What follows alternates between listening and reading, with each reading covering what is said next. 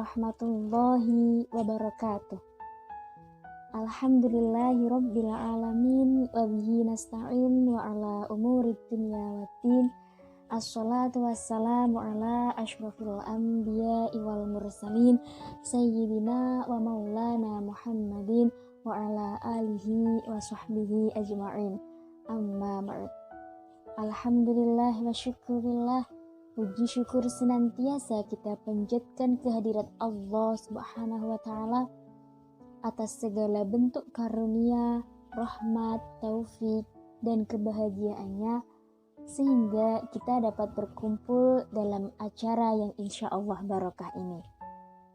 Sholawat dan salam kita haturkan kepada junjungan kita, Baginda Agung Nabi Muhammad Sallallahu Alaihi Wasallam, sebagai pencerah kehidupan umat manusia di jagat raya ini.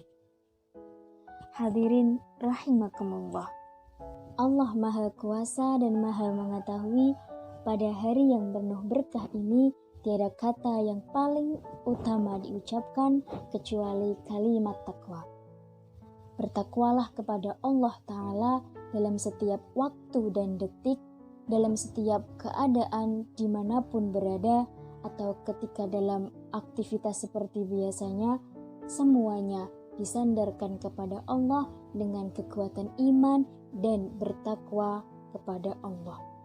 Sesuatu yang paling baik ialah meningkatkan kualitas ibadah kepada Allah, baik ibadah secara langsung kepadanya, misalnya sholat atau zakat dan lain sebagainya, atau ibadah yang secara tidak langsung seperti tersenyum. Dalam hadis disebutkan, tabassamuka fi wajhi akhika laka shadaqatun. Karena tersenyum itu merupakan ibadah dan juga menyimpan nilai ibadah. Tak hanya tersenyum, membiayai keluarga, menolong orang yang kesusahan termasuk nilai ibadah. Semuanya yang dihadapkan kepada Allah Ta'ala dalam bentuk apapun itu termasuk nilai ibadah. Ibadahnya orang Islam adalah yang praktis dan mudah dilaksanakan. Hadirin yang berbahagia, agama itu mudah bagi umat Islam. Seperti dalam hadis, ad-dinu yusrun wala yughlibaddin ahadun illa ghalabahu, yang artinya agama itu mudah, maka barang siapa yang mencoba-coba mengalahkan, pasti agama dapat mengalahkannya. Hadis riwayat Abu Hurairah. Sesungguhnya agama bukan sulit, bukan menekan ataupun membatasi. Kalau ada yang merasa sulit menjadi orang yang beragama, sesungguhnya dialah yang mempersulit dirinya sendiri. Bukan agamanya yang sulit, tetapi dia yang menyulitkan agama. Dia yang memandang sendiri bahwa agama itu sulit. Kalau semua ruang hati diisi dengan iman, semuanya akan terasa ringan. Ringan melakukan sholat, ringan mengeluarkan sedekah, dan ringan menolong orang yang tak mampu. Semua didorong iman dan harapan yang besar kepada Allah. Hanya saja sering orang terjebak oleh permainan dan bujuk rayu setan. Mungkin dua faktor itulah yang menjadi penyebab seseorang berat menjalankan agama. Akan tetapi dari kelas sosial, ibadah sangat mudah sekali diterima dan dilakukan. Dengan kekuatan hati yang terisi iman, semua bisa mendorong untuk melakukan kebaikan. Kerja cari uang atau profesi apa saja dalam dunia industrial, asalkan di ruang hati ada iman dan percaya atau yakin kepada Allah Subhanahu wa Ta'ala, maka semuanya akan terasa ringan. Tidak ada satupun yang terasa sulit.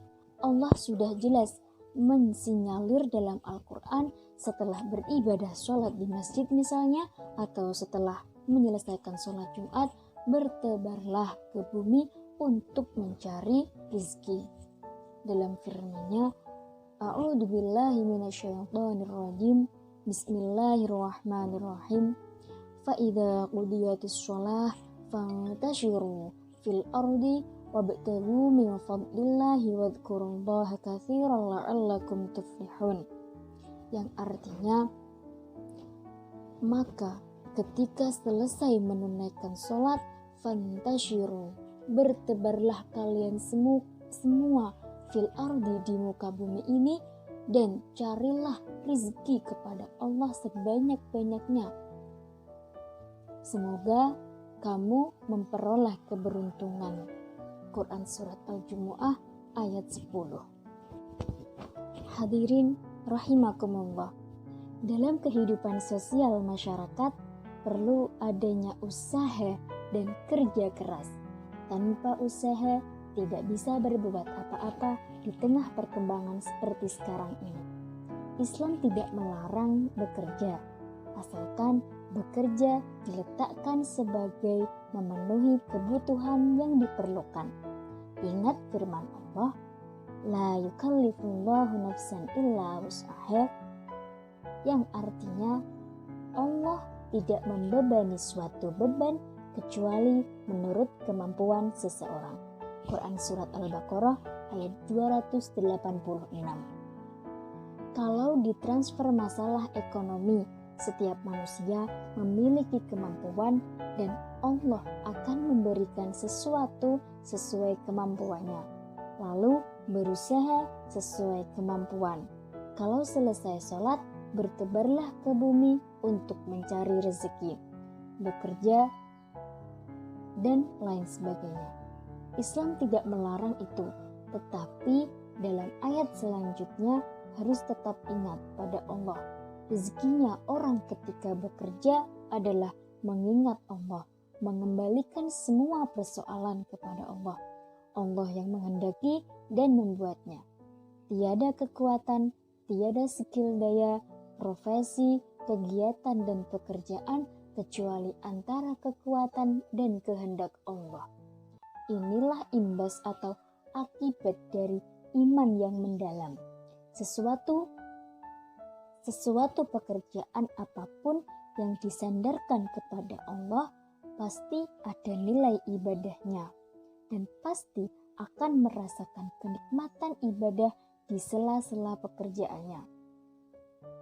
Kalau guru saya pernah berkata bahwa nek awakmu ngejar akhirat, bondo dunya, ibadahmu kabeh iku ketut.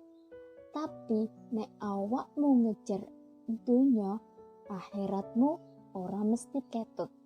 Ingatlah, orang yang paling cepat dan yang paling pertama mendahului para syuhada Allah dan para pejuang Allah masuk surga ialah orang yang dermawan hatinya, ringan bersedekah, membela kepentingan umat Islam, dan lain sebagainya. Semoga apa yang kita usahakan, apa yang kita kerjakan dalam berusaha memperoleh ridha Allah dan rahmatnya, sehingga hati kita ringan melakukan ibadah kepada Allah, dan kita semua termasuk ke dalam surganya Allah.